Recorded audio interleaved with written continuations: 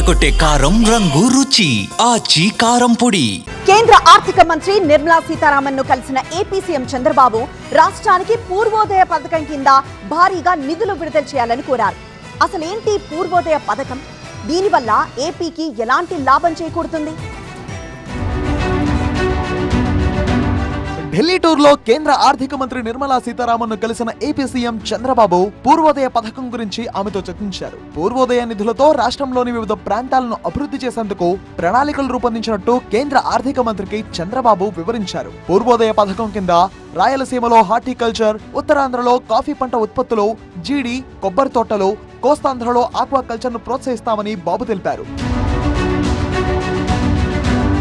పూర్వోదయ పథకం గురించి నిర్మలా సీతారామన్ తో చంద్రబాబు మాట్లాడిన దగ్గర నుంచి ఆ పథకం ఏంటనే ఆసక్తి అందరిలో నెలకొంది. దేశంలోని తూర్పు రాష్ట్రాల సమగ్ర అభివృద్ధి కోసం కేంద్ర ప్రభుత్వం ఈ పూర్వోదయ పథకానికి శ్రీకారం చుట్టింది. పూర్వోదయ పథకంలో బీహార్, జార్ఖండ్, పశ్చిమ బెంగాల్, ఒడిశా రాష్ట్రాలతో పాటు ఆంధ్రప్రదేశ్ ను ఎంపిక చేసింది కేంద్రం.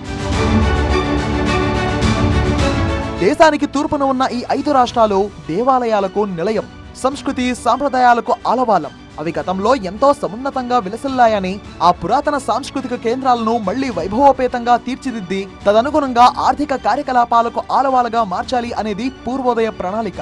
ఆయా రాష్ట్రాల్లో పురాతన సాంస్కృతిక వైభవాన్ని పునరుద్ధరించి పర్యాటకులను ఆకర్షించి ఆర్థిక కార్యకలాపాలు పెంచాలి అనే వ్యూహంతో కేంద్రం అడుగులు వేస్తోంది. దీనిలో భాగంగా ఏపీలోని ఉత్తరాంధ్ర, గోదావరి జిల్లాల నుంచి మొదలు పెడితే కృష్ణా, గుంటూరు, రాయలసీమ వరకు సంస్కృతి సంప్రదాయాలకు ఎంతో ప్రాముఖ్యత ఉంది. ఇక్కడి అందమైన ప్రదేశాలను, ఆలయాలను మేళవిస్తే పర్యాటకంగా ఎంతో అభివృద్ధి చెందుతుంది. ఆయా ప్రాంతాల సాంస్కృతిక పునరుజ్జీవనానికి అవసరమైన మౌలిక సౌకర్యాలు కల్పించి అభివృద్ధికి బాటలు వేసే అవకాశం దీనిలో ఉంది.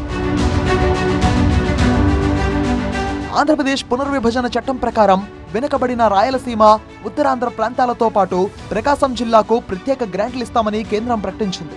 గతంలో ఉత్తరాంధ్రలోని 3 ఉమ్మడి జిల్లాలు, రాయలసీమలోని 4 ఉమ్మడి జిల్లాలకు ఏడాదికి 50 కోట్ల రూపాయల చొప్పున కొంతకాలం ఈ నిధులను కేంద్రం ఇచ్చింది. నీతి ఆయోగ్ సిఫార్సుల మేరకు ఈ నిధులను కేంద్రం ఇస్తోంది. ప్రధానంగా గిరిజన ప్రాంతాలు, వెనుకబడిన వర్గాలు ఈ జిల్లాల్లో ఉండడంతో వీటికి ప్రాధాన్యం దక్కింది. రక్షిత నీటి పథకాలు, చిన్న నీటి వనరుల అభివృద్ధి ద్వారా స్థానికంగా కొత్త ఆయకట్టును సాగులోకి తీసుకురావడం, గ్రామాల్లో దెబ్బతిన్న రహదారుల నిర్మాణం వంటి పనులకు ఈ నిధులను ఖర్చు పెడతారు.